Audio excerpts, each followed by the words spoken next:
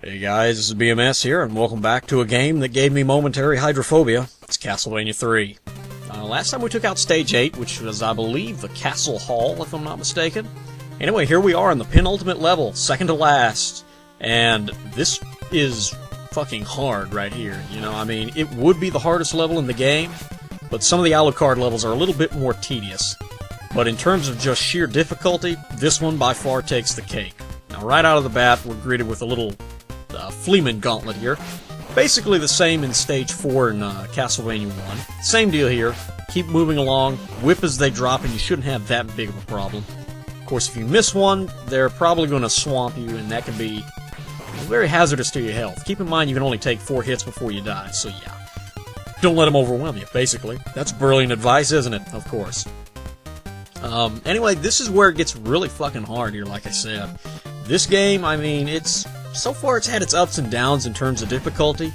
This one is consistent. I mean, it's not difficult because of a flaw in the game design or a flaw in the game mechanics. You know, everything works like it should. It's just put together to screw you over. Especially this room that we're coming up to now. The spike room, you know, you can negotiate those things. This one, those of you that remember Sypha's Stage 5, you know, climbing up the tower, this is basically that. Except, you know, a lot more difficult. You gotta deal with these flying skeleton spearmen guys, while dealing with the bone dragons, and jumping back on platform to platform. Plus you've got the annoying water right in the middle that's gonna throw you off. There's a lot of shit here that can make you lose your concentration and just royally screw you up. I can't tell you how many times this screen right here resulted in my death as a kid.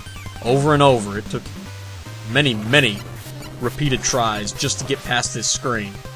And then, of course, you know, you're running low on lives, and that's not a good thing. Anyway, once you make it past there, you're almost to a checkpoint if you can just deal with the axe armor. Get past him and you're home free. Well, almost, actually. There's still some rather difficult stuff coming up. Another thing to note about this level is that, I mean, given the sheer amount of damage that you're going to take, there's not a whole hell of a lot of meat stashed around here, so yeah, don't take as much damage. That would be the obvious answer, but it's kind of hard not to do here. You're going to be dying a lot in this level until you get the patterns down. Just face it and go on. This screen here, we're introduced to another little mechanic that we were revealed in Stage 5 of Sypha's Path, the jolting screen, shall we say. This one, a little more difficult. You've got the main, you know, gap there in the center that can lead to your death. You've got a lot more enemies that spawn, these little fuzzy things that travel around the platforms.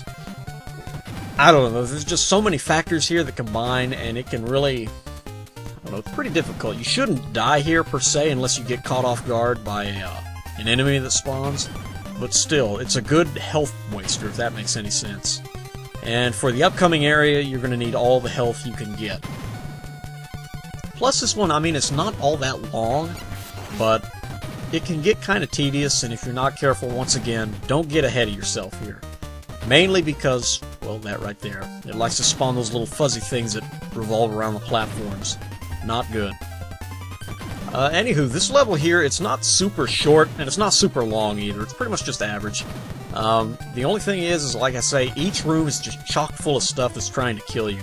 Also here, if I'm not mistaken, this is the only meat to be found in this level, which, I don't know. It's just crazy. The sheer amount of stuff that it throws at you, it requires near perfection. Which, granted, this is the next to last level, but still, you'd think they would have cut you a little more slack. Here in this little area here, we're reintroduced to the damn stream that we found in Sypha's Stage 6. It's just as annoying here as it was then, even more so because there's 2 levels to it. You have to deal with the mermen, the crows, and everything. And like in Alucard stages, you have to go to one side and then go up some stairs and then go right back through it to get to the exit. It's really fucking annoying here. Especially these birds that just don't want to cooperate with you. They just want to stay right out of reach. Once again, Sypha's ice spell comes in really handy here. You can freeze the birds and the water.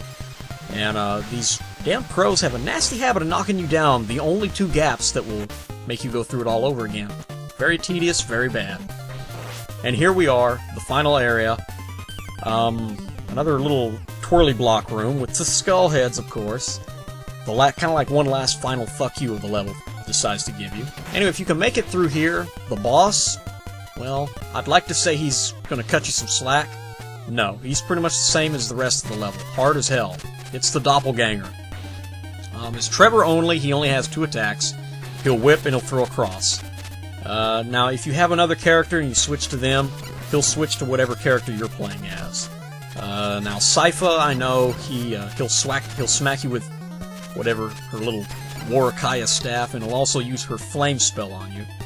Alucard, I think he just uses his normal weapon.